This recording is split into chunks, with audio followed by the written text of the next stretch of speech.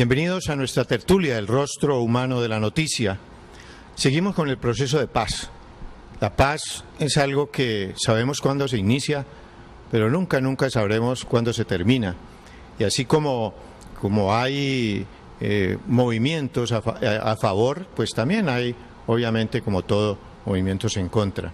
Pero aquellos colombianos que estamos convencidos de que para hablar de la paz tenemos que juntarnos todos, dialogar y ponernos de acuerdo, pues así es que debemos invitar a quienes tienen injerencia en el proceso para que nos comenten qué están haciendo y qué podemos hacer los colombianos desde diferentes escenarios, desde nuestras diferentes órbitas para apoyar ese proceso de paz.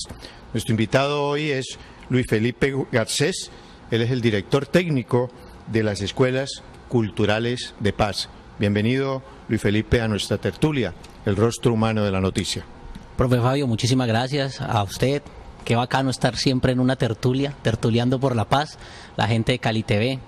Escuelas Culturales de Paz, promovemos el goce efectivo de los derechos culturales de niños y niñas con una metodología de experimentación artística con énfasis en cultura de paz.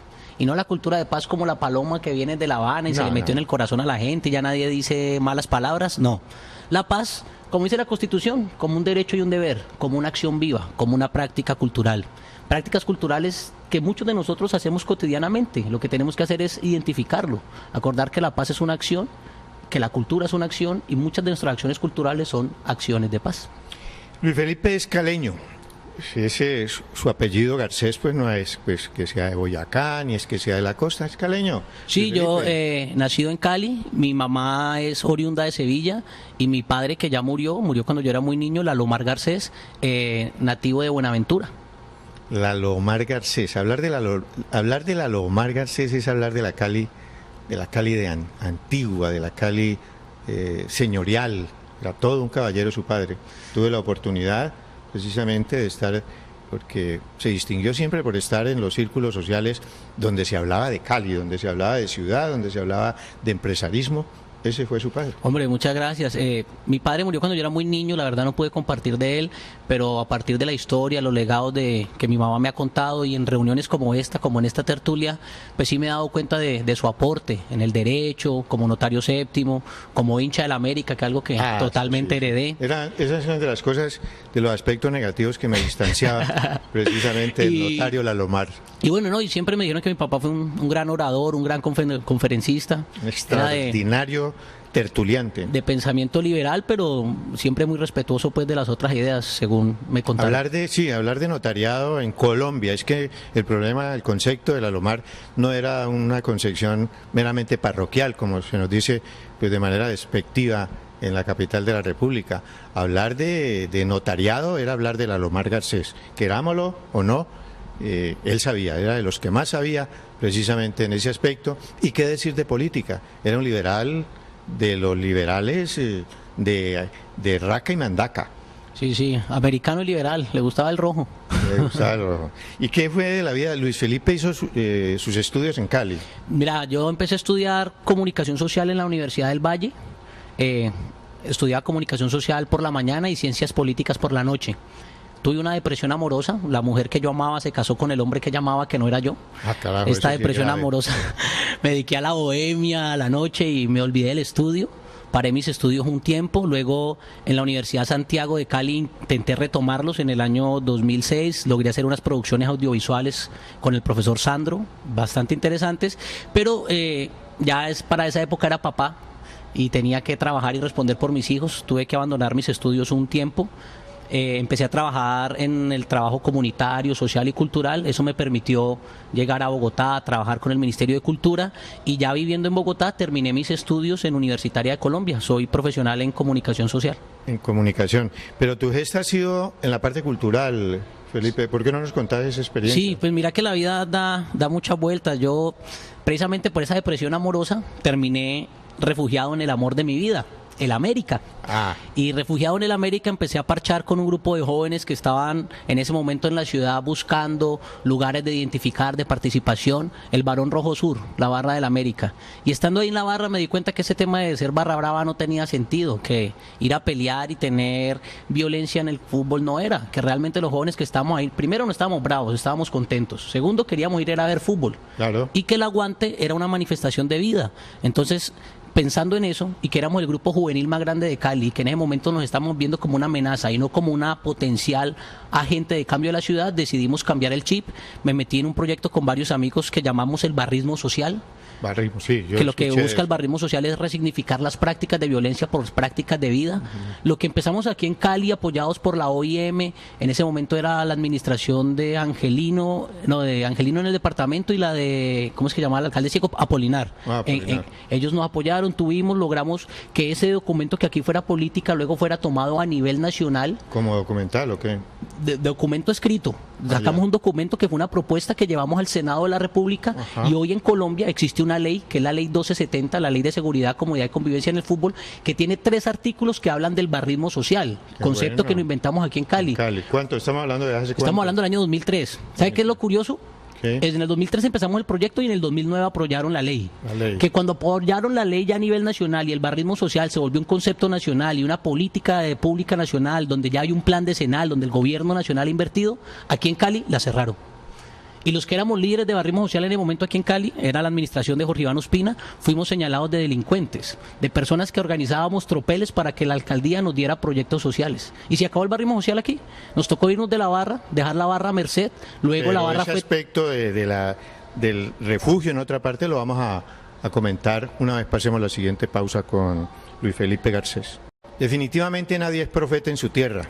Y este joven que tiene como profesión la comunicación social, Luis Felipe Garcés, hoy director técnico de las Escuelas Culturales de Paz, nos cuenta cómo algo que lograron planear, que lograron ubicar de acuerdo a sus experiencias, que les tocó muchísimas luchas, pues cuando ya estaba consolidado, le cerraron las puertas y se las cerraron en Cali, cuando Cali estaba siendo reconocida precisamente por el esfuerzo que desde el punto de vista de convivencia social estaba haciendo a través de los hinchas, pues les cerraron la puerta. ¿Qué pasó después? Pues mira, ahí es donde la vida se vuelve paradójica. Aquí en Cali nos cortan el proceso, los que estábamos de líderes de la barra en el momento nos toca dar el paso al costado por nuestros ideales, la barra luego termina vinculada en estos procesos de violencia que todos conocimos, pero a medida que eso pasaba en Cali, nuestro discurso a nivel nacional cogía fuerza. Entonces en Bogotá, en Medellín, en Manizales, adoptaron el barrismo social como política para trabajar con sus barras. Hoy en día, Medellín, Manizales y Bogotá tienen procesos todavía activos de barrismo social. Mientras eso se daba, curiosamente, por las cosas de la vida y por el trabajo y tener que ir a buscar el rebusque, el camello que le llaman, me fui a Bogotá a trabajar, invitado por la administración de Bogotá, a hacer un proyecto de prevención. ¿Qué alcalde era? En ese momento estaba Samuel. Eso también fue un problema porque justo cuando llegué se levantó el problema de Samuel. Entonces llegué a trabajar con la Secretaría de Educación a Bogotá para prevención de deserción escolar por tema de barras en los colegios. Se armó el problema de Samuel, entonces me quedé sin camello en Bogotá. Empecé a presentar un programa de televisión en Canal 13, un programa de fútbol, mientras hacía el rebusque. Y póngale cuidado, en eso haciendo el rebusque, vea cómo es la vida. 2011, hay un mundial sub-20 en Colombia. Y el presidente de la República, Juan Manuel Santos Calderón, convoca un acuerdo para la prosperidad en el fútbol. Y una de las mesas era el tema de la convivencia, qué era lo que pasaba, qué podíamos hacer con las barras. Coldeportes conocía de mi trabajo y me invitaron para que contara mi experiencia. ¿Quién estaba director? En ese momento director de Coldeportes estaba el de silla de ruedas, ¿cómo se llama? ¿Botero? Ah, sí, Botero. Pero me invitaron porque es que la dirección técnica de Coldeportes, que es la que maneja la Comisión Nacional de Seguridad, Comunidad y Convivencia en el fútbol, el señor Alirio Amaya, me conocía de toda la vida de mi proceso de barra y me dijo, lo que usted hace es lo que el país necesita, venga y cuente. Qué bueno. Entonces fui y conté mi cuento, con muy buena fortuna, que en ese evento estaba la hoy ministra de Cultura, Mariana Garcés Córdoba, que fue pieza clave. Fundamental. Le voy a contar por qué. Cuando yo hice mi proceso aquí en Cali, el barrismo nada social... Que ver de familia. No, nada que ver. Ahí. No, ya de los Garcés... Yo soy de los otros. Pero el tema es... que cuando ella era secretaria de Cultura de Cali y yo era líder del Barón Rojo Sur y empezamos nuestro proyecto cultural, ella fue la que me creyó. Ella fue la que creyó, vea, si ustedes hacen música nacional y colombiana y en vez de estar cantando Te voy a matar, están cantando Hoy es carnaval, algo va a pasar con los muchachos. Claro. Y ella apostó y creyó. Y con ella, como secretaria de Cultura de Cali y con recursos de la OIM, metimos plata, hicimos un proyecto que llamó La Cumbia del Rojo. El primer CD de barras grabado con música autóctona colombiana y sin letras violentas. Y durante 3 años que duró ese proyecto, 0 tropel en las tribunas. Y grabamos uno para América y uno para el Cali y trabajamos junticos. ¿Y cuáles eran así que recordés como las cantitos de La Cumbia del Rojo, La Cumbia del Rojo pega durísimo. Y dale, dale, ro. Y dale, dale, ro. No, está buenísimo. Mira, Jefferson, nuestro camarógrafo, ese se sabe todo. Se la sabe, no, Jefferson yo lo he visto en la cancha, viejo. Él va a la popular, mijo. Él se sabe de qué estoy hablando. Él es abonado allá. Tal cual. Barra. Y ponerle cuidado que entonces ella como secretaria de Cultura creyó en el proyecto. Qué y bueno. En ese momento ella era ministra de Cultura. Y esto fue justo en el 2011, antes de que se pararan con el Deportes de Mincultura. Claro. O sea que todavía ella era cabeza de Cultura y de Deportes. Entonces la invitaron a ese evento. Y ella salió a hablar. Y cuando ella salió a hablar, ella dijo, mire, yo sí conozco que la cultura ayuda al deporte y ayuda a la convivencia. Porque, ay, mire, ese muchacho que está allá, él trabajó conmigo en Cali. Y yo sé que eso se puede. Vea, usted no me lo va a creer, mi mamá ella lloró, eso fue por televisión. Al lado de ella está el presidente.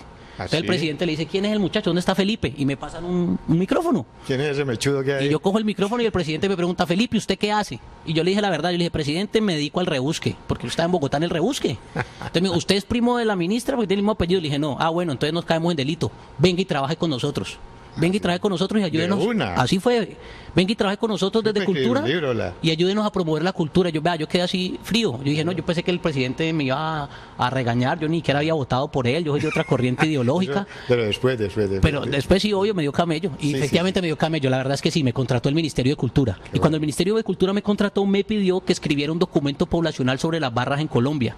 Y ese documento llegó al Ministerio del Interior, a la Comisión Nacional de Fútbol, y fue la base para lo que hoy es el decreto 1007, que es el estatuto del aficionado al fútbol en Colombia, y para el plan decenal de seguridad, comodidad y convivencia en el fútbol, donde hay un capítulo de política pública de barrismo social que promueve el desarrollo de los jóvenes como ciudadanos integrales con responsabilidades y con derechos a partir de sus lógicas que son las del fútbol. Para quienes hemos estudiado política pública, de verdad que es muy importante lo que a través de ese esfuerzo comunal, a través de ese esfuerzo comunitario, de ese ímpetu juvenil, ha logrado Luis Felipe Garcés, porque lo que no esté en la agenda del gobernante no se hace.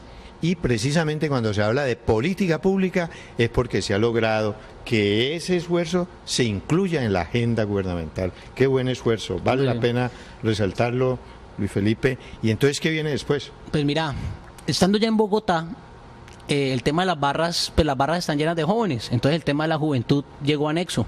Yo aquí en el Valle, cuando fue gobernador Angelino, hice parte de las mesas juveniles de la política departamental de juventud, y entonces aprendí, cogí la línea y me fui con el tema de juventudes. Entonces, ya estando en Bogotá, me conoció Colombia Joven, que es un programa presidencial, y me dijo, parce, venga, copie con nosotros, juguemos a algo. Y les hice una propuesta que se llamó Paz a la Joven, que es una metodología de promover las acciones culturales de paz con los jóvenes a partir de la identidad. Y lo hicimos viendo El Chavo del Ocho, viendo Los Simpson, cantando rap, jugando con los pelados, ¿sí? Poniendo el discurso en la jerga que es. Gracias a eso se me abrieron grandes espacios y en el mismo ministerio me reconocieron el trabajo y terminé yendo entonces a la Mesa Nacional de CRPA, que es el Sistema de Responsabilidad Penal Adolescente. Ahí pude diseñar un modelo de promoción de derechos culturales con enfoque diferencial para jóvenes privados de libertad. Modelo que quiero decirte se desarrolló por primera vez aquí en Cali. Lo hicimos en el 2014, lo repetimos en el 2015 y 2016 y 2017 seguimos atendiendo. Quiero que me acompañes, estamos en Valle de Lili y en el Buen Pastor trabajando con los jóvenes privados de libertad. ¿Para qué? La justicia restaurativa promueve restauración de derechos y reparación de daños. ¿Qué queremos nosotros desde la cultura? Ayudar a que ese pelado restaure sus derechos culturales, pero que ese producto cultural que el pelado hace lo podamos poner en circulación para hacer prevención, ¿sí me entiendes? Para hacer reparación del daño. Que la cultura no sea una cosa de tiempo libre y adorno, sino que sean acciones de derechos reales para reparar daños.